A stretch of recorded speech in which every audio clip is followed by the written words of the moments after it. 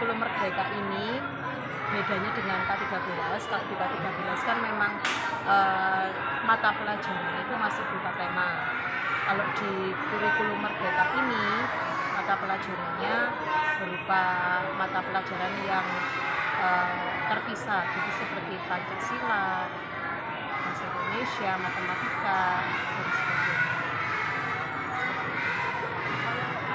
Spesifiknya itu ada materi seperti apa aja ya? Misalnya yang pertama siswa suruh diminta untuk apa?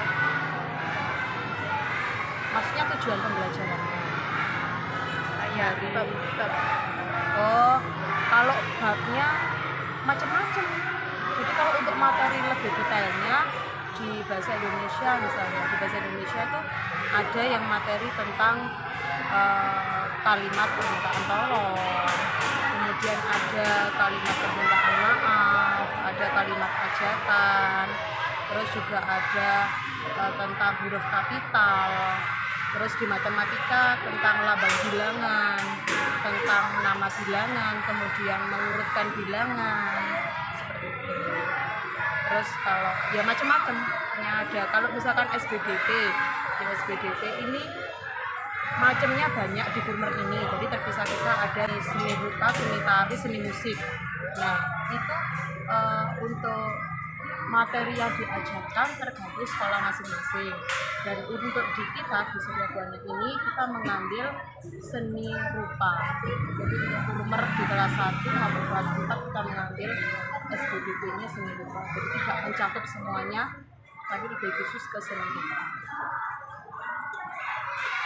Untuk pelaksanaannya itu nanti di kelas atau Maksudnya pembelajarannya? Iya. Pembelajarannya kita ada yang di kelas, juga ada yang kita menerapkan pembelajaran di luar kelas, kemudian juga ada yang ke luar sekolah, kayak OT kelas seperti itu. Jadi yang terakhir kemarin kita ada kegiatan project, karena kalau di Kurmer ini ada yang namanya P5, project penguatan profil pelajar Pancasila, dan di situ kita kemarin ada kegiatan projectnya itu outing kelas. Kita ke Museum Buku Purwa. Ya, Museum Buku Purwa itu di daerah Soekarno-Hatta. Terus juga ada kita yang pernah juga outing kelas ke Eco Green Park. Nah, kenapa kita memilih Eco Green Park? Karena memang kita sesuaikan dengan materi yang dipelajari anak-anak. Jadi di sana kan juga ada materi tentang benda hidup, benda mati. Nah, seperti itu. Jadi kita mencari lokasi yang memang sesuai dengan materi yang dipelajari anak-anak. Jadi tidak hanya melulu di kelas, kita juga di luar kelas, ada game-game, atau mungkin juga di keluar sekolah. Untuk waktu pelaksanaannya, kalau di K13 itu kan sebenarnya kita ada yang namanya studi visual. Studi visual setiap tema, jadi kita setiap tema kita keluar. Tema itu kan 1 bulan sekali, biasanya tergantung 1 bulan sekali. Jadi setiap 1 bulan kita keluar. Untuk di Kurmer ini, karena kita bukan tema, jadi paling tidak kita 1 semester kita ada kegiatan kelas. Walaupun cuma 1 kali, tapi kita tetap melaksanakan pembelajaran di luar. Kurmer tidak 1 kali, 2 kali, pokoknya kita tetap ada kelas. dalam setiap tahun atau Kalau di Kurmer ini 1 semester. Iya. Gitu, kalau sesuai dengan materi. Kalau yang kegiatan ada juga yang namanya kegiatan outbound, itu sudah pasti 1 semester 1 kali. Itu semuanya, tidak hanya walaupun Kurmer ataupun K13 itu outbound dilaksanakan 1 semester 1 kali. Kalau yang sesuai dengan materi mata pelajaran itu ya tergantung kelas paralel masing-masing. Ini biasanya kalau karena Kurmer ini kan tidak tema, jadi kan per mata pelajaran. Nah, jadi kita ambilnya nggak harus 1 bulan sekali. Kita ambil paling tidak ya 1 semester ada kegiatan outing kelas 2 kali. Iya ya. Oh, untuk evaluasinya ya. Untuk evaluasinya kita ada bentuk tes juga, tes secara tertulis. Jadi kayak misalkan tentang apa benda hidup, benda tak hidup seperti itu kita buat tes, kita ada lembar kerjanya. Anak-anak menuliskan tadi apa saja yang ditemukan di lokasi green, jadi seperti itu. Menuliskan benda hidupnya apa saja, benda hidupnya apa saja. Itu selalu tiap kelompok atau Mandiri. Secara mandiri. kalau untuk materi kurikulum merdeka dalam lebih ke spesifiknya bahasa Indonesia itu apa saja? Itu tadi yang sudah saya sampaikan. Jadi kalau di Gurmer ini memang materinya lebih detail. Jadi kalau di tema itu kan campur, jadi satu tema kan campur, ada materi Pancasila ini campur. Kalau di Gurmer ini materinya lebih detail. Bahasa Indonesia ya kita fokus materi-materi di bahasa Indonesia, ada huruf kapital, kemudian ada tentang beberapa kalimat yang kemudian kalimat terminator dan lain sebagainya. Kemudian yang terakhir ini anak belajar tentang arah juga, jadi juga masuk. Jadi arah kayak arah kanan kiri itu juga masuk di situ. Jadi kayak anak-anak membandingkan tempat gitu misalnya. Misalkan bola berada di sebelah kanannya ini, terus mobil di sebelah kirinya ini. Jadi itu juga masuk di bahasa Indonesia. Jadi masuk yang dimasuk di situ mungkin kalimatnya, jadi penyusunan kalimatnya seperti itu. Salah satu metode yang diterapkan itu dalam salah satu kalimat itu. Dari materi tadi, Iya, materi. cara penerapannya Iya, yang diterapkan ke salah anak-anak gitu. Ya, kemarin kan anak-anak itu ada materi tentang arah yang tadi saya sebutkan tadi ya, tentang atas, bawah, kanan, kiri itu. Kemarin saya terapkan ke anak-anak itu berupa game, jadi kayak berupa permainan gitu. Permainan anak-anak, ada salah satu anak itu yang saya tutup matanya, kemudian teman-teman yang lain dalam satu kelompok itu tadi dia yang mengarahkan. Jadi semisal saya posisikan di tengah, kemudian saya suruh mencari teman yang lain yang berdiri di suatu tempat, ya tetap di dalam kelas tadi. Kemudian teman-teman kelompok yang satu kelompok yang lain itu tadi yang mengarahkan. Jadi kayak kanan kiri maju gitu. Jadi kadang anak-anak kan ada yang masih bingung dengan maksudnya kanan kiri. Kalau saat diam dia akan paham kanan mana, kanan kiri mana. Tapi saat dia bergerak misalkan gitu, dia kadang masih bingung, malah menirukan apa yang dicontohkan gitu kan. Kayak misalkan dia senang, yang mimpin ngadepnya ke sana, anak-anak ngadepnya ke sini. Nah kita bergeraknya kan ke kanan, dan anak-anak kan ke sebelah sana. Nah jadi bukannya menyesuaikan kanan, harusnya dia tetap kanan ya, tapi mereka enggak. Nah itu jadi yang kemarin saya terapkan gitu. Jadi kalau misalkan temannya bilang kanan, dia harus fokus dengan kanannya dia, jadi harus pindah ke kanan. Jadi bukan pokoknya dia biar paham dengan kanan kirinya gitu.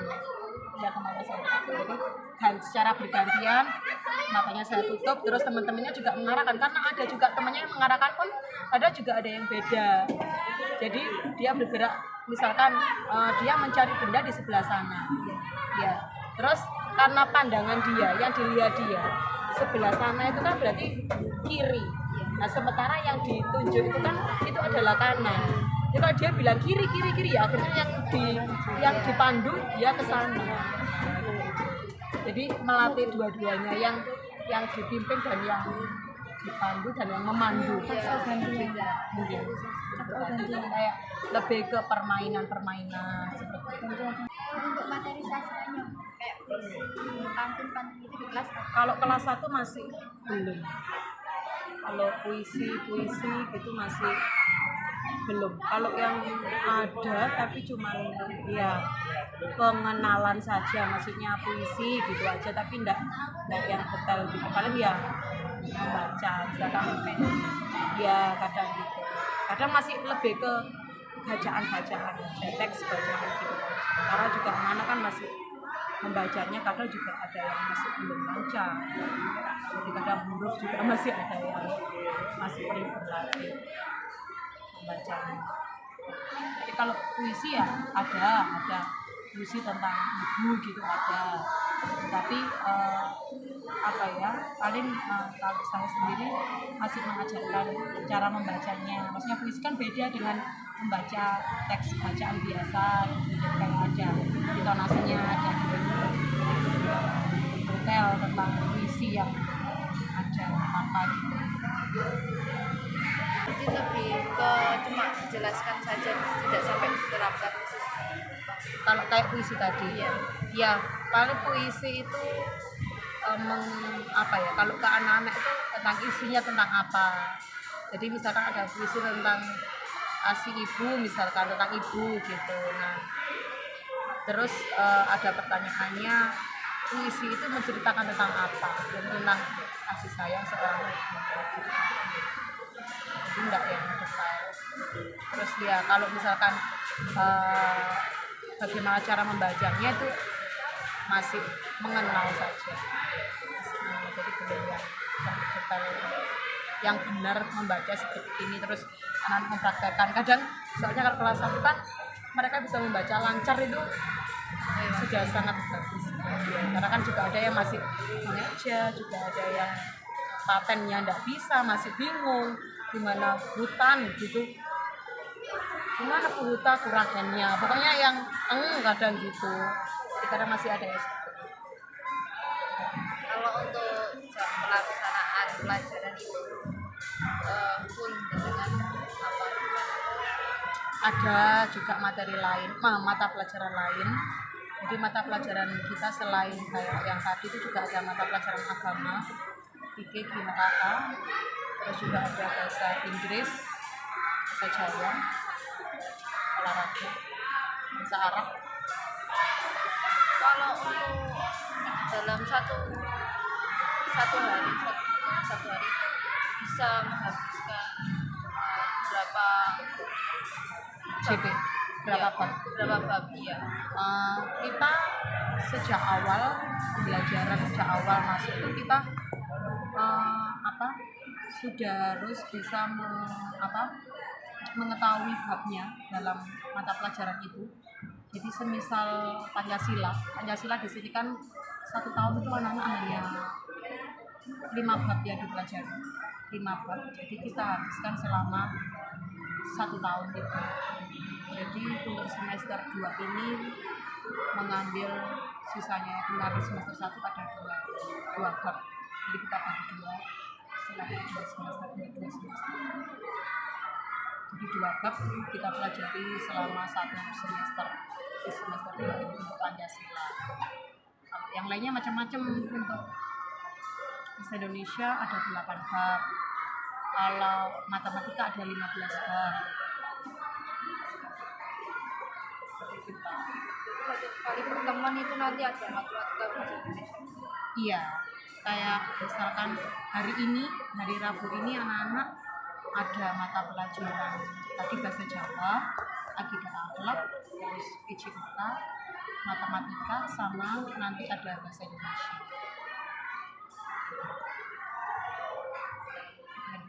Jadi dalam 1 hari itu mata pelajarannya ya bervariasi.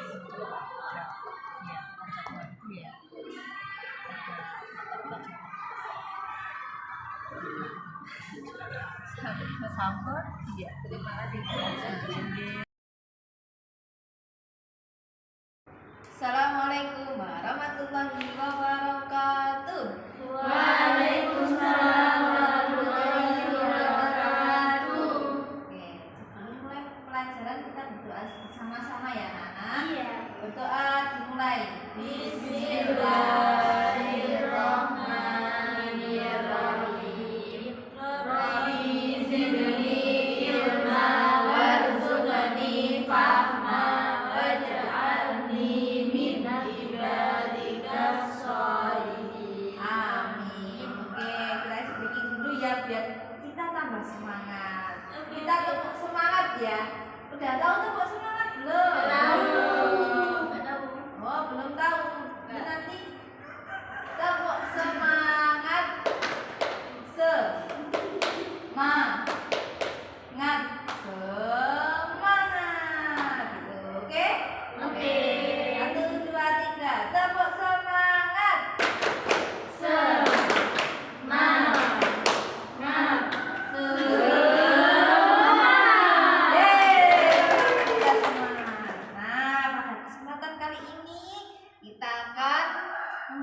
bab 3. Apa isinya? Awas kuman. Enggak, belum ada. Nanti di sini ada kumannya. Nih. Nah, kelihatan enggak? Ini gambar apa ini? Kuman, amoeba. Amoeba. Iya, ini dinosaurus. Ada apa ini? Dinosaurusnya sedang apa ini? Sakit Bersin ya? Iya. Iya. Terus ini apa ini? Ini apa? Kuman. Iya, ini kuman. Nah, pinter. Nah, ini dibacakan ya. Kalian masih kelas 1 jadi dibacakan. Iya. Dilo sakit pilek.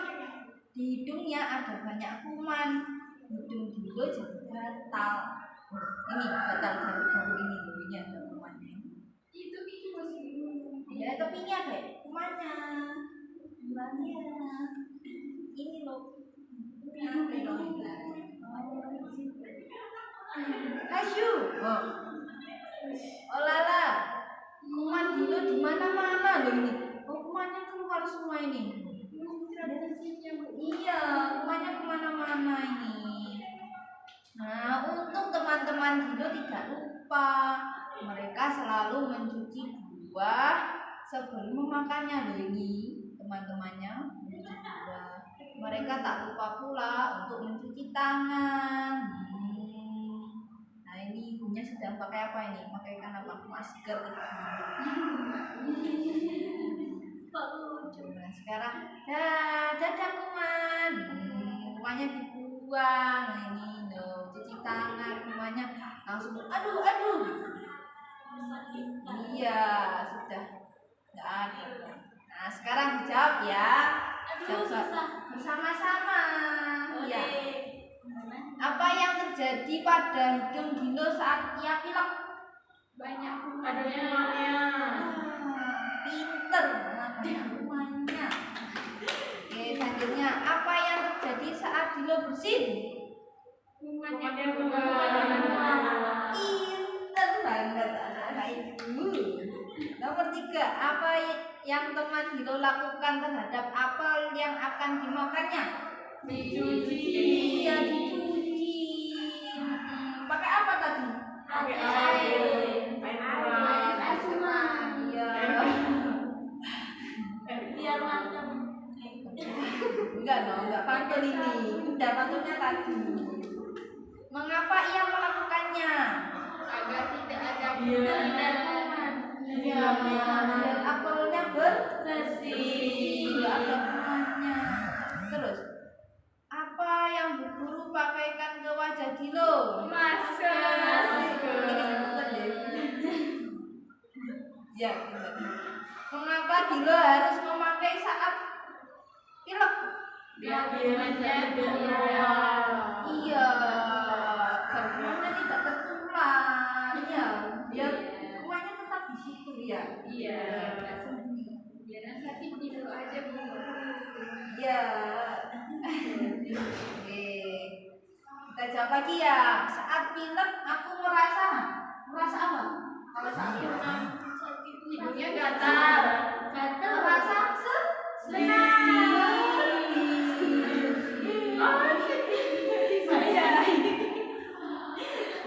sedih loh ini. Lanjut. Agar cepat sembuh dari pilek, aku Minum minum obat. Biar apa? Sembuh. Pinter, biar cepat sembuh. Nah, agar temanku tidak tertular pilek, aku Pakai masker. Minum obat. Pakai masker. iya benar. Itu tadi cuma mau ya pakai masker. Pinter anak Dini. Oke, sekarang kosakata baru yaitu kan kuman artinya. Ini di sini mana ini kumannya? Ada yang tahu nggak kumannya di mana? Ini ya, iya pinter, ini dia kumannya. Tahu nggak kuman itu apa? Bakteri. Virus? Nggak tahu. Kira-kira? yang membuat kita Sakit. Iya, kuman itu yang membuat kita sakit. Kuman bisa terdapat di mana saja. Kalau di sini di mana? Apel. Iya, benar di apel. Selain di apel. Mana kotor? Iya, kalau di lo tadi di mana? Hidung. Iya, iya itu juga kuman itu. Di mana saja banyak ini. Apa yang terjadi bila kita tertular penyakit? Sakit Pinter, iya. Makanya tadi pakai apa?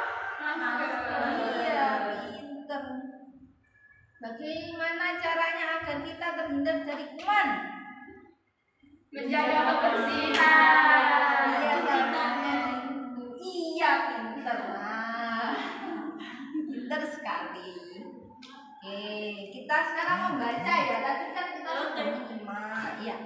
Sekarang membaca. Kuman. Ikuti ya bukunya. Ya. Man. Ka. M. A. N.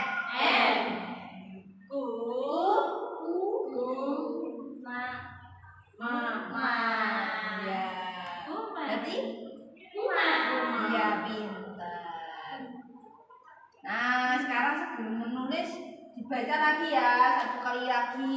Ini apa tadi? Ini jadi Nah, sekarang kita menulis ya. Tulis nanti di sini ya. Disiapkan pulpen semua kan ini ya. Dibagi. Teman-temannya dibagi. Aduh, susah sekali sih, Bu. Oh, Ya Allah. itu tinggal ditambah ya. Ayo coba menulis. Bisa enggak? Ayo coba ibu lihat.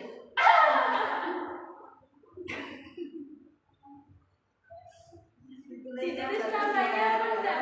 Itu yang titik-titik saja. Enggak. Kak, itu gimana, Bu? Itu tulis. Pinter.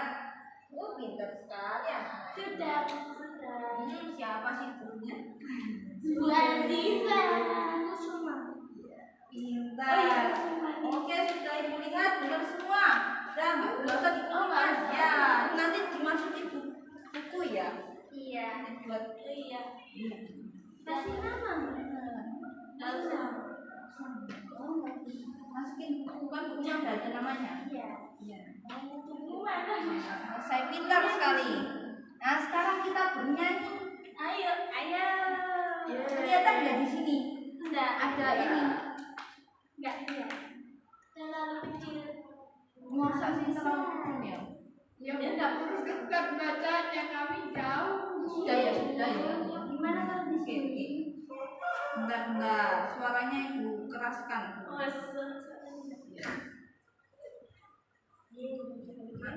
Kamu mau beli? Guru yang Ya, dilihat ya semua. Duh.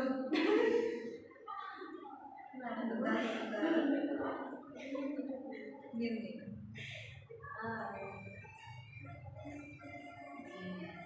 Ini liriknya ya.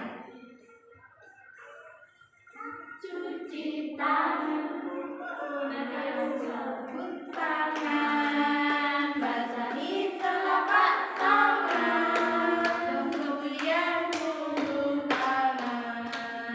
Jangan lupa selalu jarimu, ayo gosok kuku, basuh lagi dengan air. Bisa? Sekali lagi ya.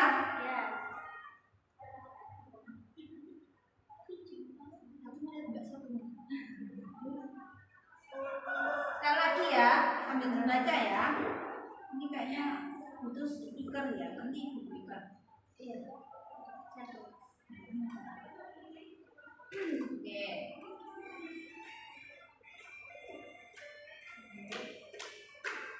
Ayo, Ayo